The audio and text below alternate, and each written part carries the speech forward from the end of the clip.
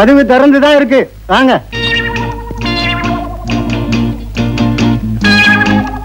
Good morning sir. Good morning. Good morning. Bathroom cleaning. ஆமா, கொஞ்ச நேரத்துக்கு முந்தி தான் ஒருத்தன் பாத்ரூம் கிளீன் பண்றேன்னு வந்தான்.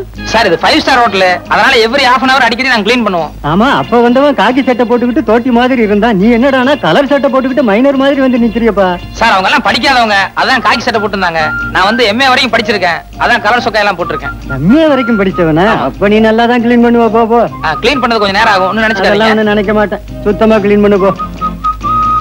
நல்ல காலம் ஜோதிட வார இதழ், ஆசிரியர் புலியூர் பாலு.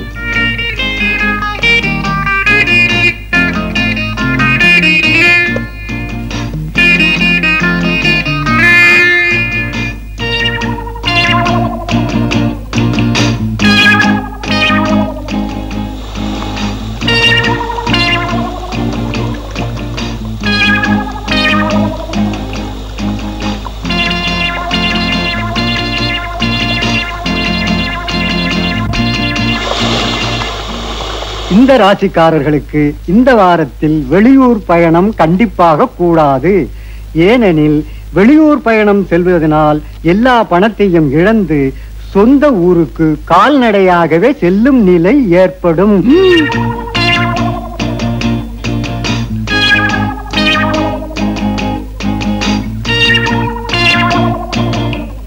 10ஆம் இடத்தை இப்ப சனியும் கேதுவும் சூரியனும் பார்க்கறதுனால நிறைய பண விரயம் ஏற்படும். சிலர் நல்லவர் போல் நடித்து மோசடி செய்வார்கள். ஆக இன்னைக்கு நம்ம நிலைமை சரியில்லை.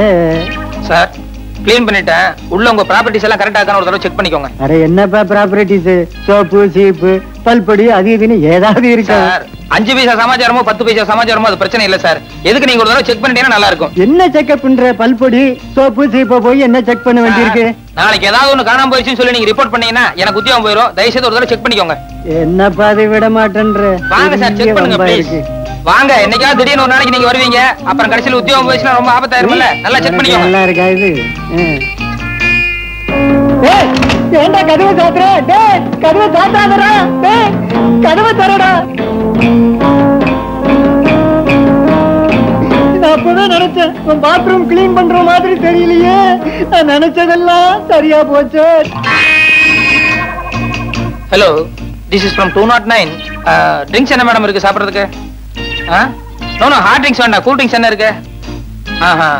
ஒண்ணு பண்ணுங்க, பாதாம் கீரை ஒரு 2 அனுப்புங்க.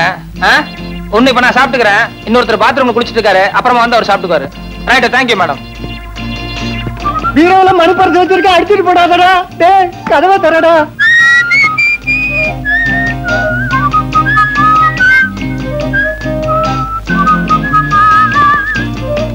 மெத்த கடியில வைரமாக வச்சிருக்கேன்டா. டேய்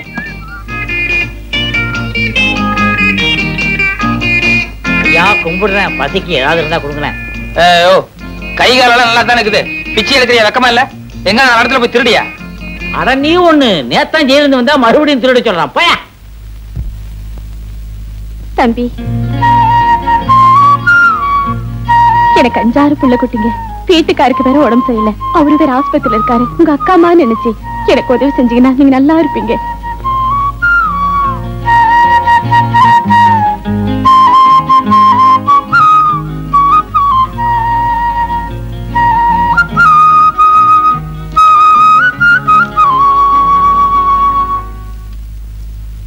கும்பிடானுங்க. ஊரு புளியம்பட்டி, என் பேர் பண்டாரம். சினிமாவில் ஆயிட்டு கொடுக்கலான்னு வந்தேன். ஒருத்தன் எம்ஜிஆர் தெரியும் சிவாஜி தெரியும்னு கூட்டிட்டு போய் கையில இருந்த பணத்தையும் காசையும் புடிங்கிட்டு விட்டான். இப்ப சாப்பிட்டு 3 நாள் ஆச்சு. கொஞ்சம் பணம் கொடுத்தா எங்க ஆட்சி டவுன பக்கம் வரும், கொடுத்து அனுப்புறேன். ஊர்ல அப்பனும் ஆத்தாளும் என்ன பண்றாங்க? உழவுதாங்க தொழில். கூட பிறந்தவங்க எத்தனை பேரு? 3 ஆம்பளைங்க 3 பொம்பளைங்க. அது நான் தாங்க மூத்தவன். ஏயா ஏர் ஓட்டுற தொழில பார்க்காம சினிமாவுல என்ன ஆயிட்டு வேண்டி கிடக்கு? வீட்டுக்கு மூத்தவன்னு சொல்ற, கூட பிறந்த தங்கச்சிகளுக்கு கல்யாணம் பண்ணி வைக்கணுங்கிற பொறுப்பே இல்லையே. எல்லாம் தலை விதியா. அங்க இருந்து வந்துட்டானுங்க சினிமாவுல நடிக்க.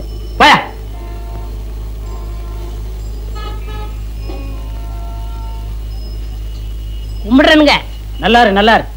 ஊர் புளியம்பட்டி, என் பேர் பண்டாரம். சினிமாவில் ஆயிட்டு கொடுக்கலாம்னு. என் சொந்த ஊர் வேப்பம்பட்டி. நானும் கேஸ் தான்.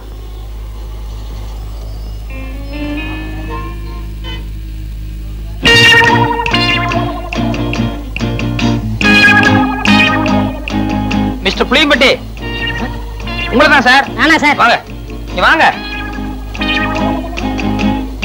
ஏயா, சொந்த ஊரை விட்டுட்டு சினிமா நடிக்கலாம்னு சொல்லி இப்படி எல்லாம் மெட்ராஸ் வந்திருக்கிய, இதெல்லாம் தப்பு இல்லையா? ரொம்ப தப்புண்ணே.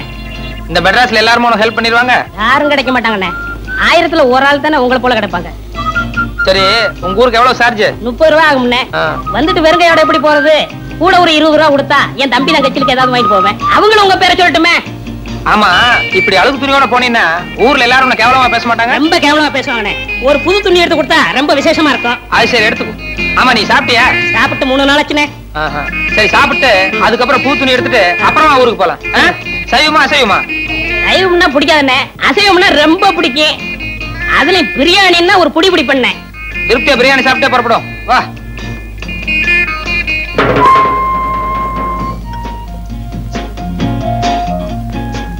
என்ன சாப்பிடுற? சூடா என்ன இருக்கு? அறை இருக்கு. ஏயா, நேத்துல இருந்து ஒண்ணுமே சாப்பிடல. என்ன ஒரே ஒரு இட்லி வாங்கி கொடுத்தா போதும். இப்ப சூடா கேக்குதோ? இல்ல, சாப்பிடுறோம். கொஞ்சம் சூடா சாப்பிட்டா நல்லா இருக்குமே. அதான் கொஞ்சம் இடம் கொடுத்தா போதுமே, தலைக்கு மேல எரிதுவீங்களே. என்னப்பா என்ன இருக்கு? Parotta, biryani, chicken fry, chicken masala, fish item, ginger chicken, chilli chicken, mutton fry, mutton masala, omelette. நீ புதுசா? ஆமாங்க. அதான் திணறேன். சரி, நான் சொல்ற மாதிரி செய்ய. 2 புரோட்டா மட்டும் எனக்கு எடுத்துக்கோ. இப்பதான் நான் வீட்டுல சாப்பிட்டு வந்தேன். இவருக்கு சிக்கன் பிரியாணி, மட்டன் மசாலா, அப்புறம் முட்டை புரோட்டா, அப்புறம் மீன், கருவாடு, இன்னும் என்ன இருக்கும் மனம் போல கொண்டு வா. சரி அண்ணே, சத்தியமா சொல்றேன், என் வாழ்க்கையில உங்களை மறக்கவே மாட்டேன். இது சத்தியம்ண்ணே. கவலையே படாத, நீ என்ன மறக்கவே முடியாது. ஏன்னா இந்த அளவுக்கு மெட்ராஸ்ல உனக்கு யாரும் செய்யவே முடியாது. அண்ணே, ஊருக்கு போய் பணம் அனுப்புறேன். உங்க அட்ரஸ் கொடுங்கண்ணே. அட்ரஸா? நோ, எனக்கு விளம்பரம் எல்லாம் பிடிக்காது. நான் எப்பவும் பிரதிபலன் எதிர்பார்க்க மாட்டேன். சில நேரங்கள் அதான் தேடி வர்றது உண்டு. இன்னும் நேரம் ஆக ஆக என் பெருந்தன்மையை பத்தி நீ தாராளமா புரிஞ்சுக்குவேன்.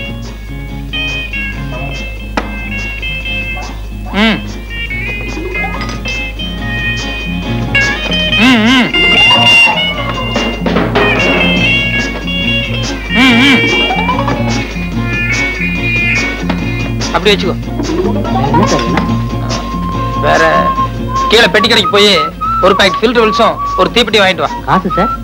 யோ, கல்லால போய் காசு வாங்கிட்டு போய, எல்லாத்துக்கும் சேர்ந்தாப்புல பில் போட்டுக்கலாம். சரி சார். ஓ, என்ன ஆறிட போகுது, சாப்பிடலாமா? எல்லாம் உனக்கு தாயா, மனம் போல சாப்பிடு.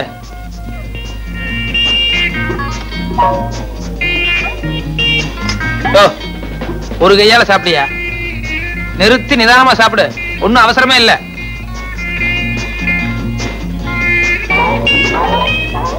சாப்பிடு சாப்பிடு.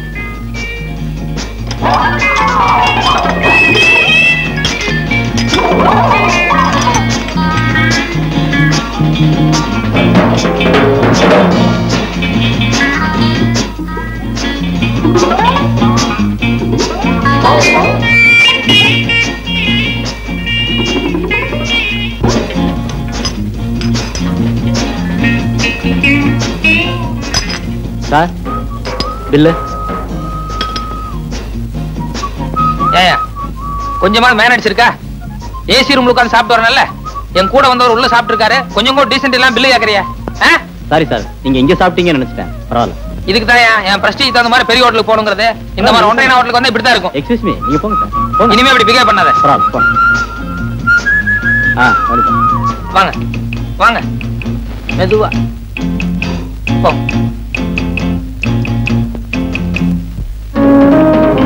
சார், சத்தியமா அந்த ஆளு யாருன்னு தெரியாது சார். என்னை ஏமாத்த இங்க கூட்டிட்டு வந்துட்டான் சார். பொய்யாடா சொல்றேன்?